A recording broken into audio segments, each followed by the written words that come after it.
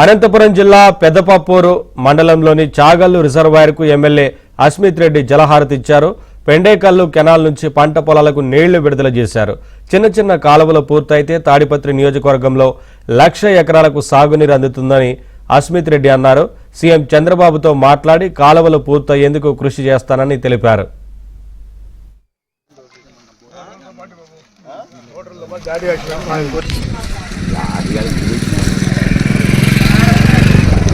విని కని ఎరగని రీతిలో మా డ్యామ్కి నీళ్ళు వచ్చాయి.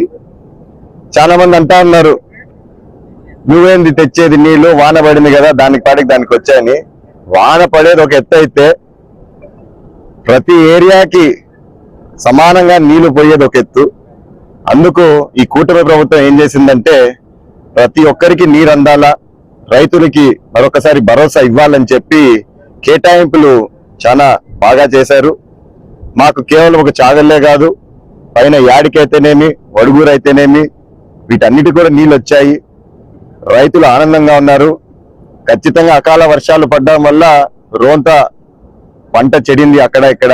అయినా కూడా ఈ నీళ్లు స్టోరేజ్ చేసుకోవడానికి మాత్రం మాకు ఈసారి చాలా మంచి అవకాశం వచ్చింది. దాదాపు మా చాగళ్ళ కింద అయితే ఒక 15 నుంచి 20 కోట్లు, యాడికి సైడ్ ఇంకొక 20 కోట్లు, మొత్తం కలిపితే ఒక 50 నుంచి 60 కోట్లు మనం ఖర్చు పెట్టామంటే మాత్రం ఖచ్చితంగా రైతన్నకి న్యాయం చేసినట్టుంటుంది.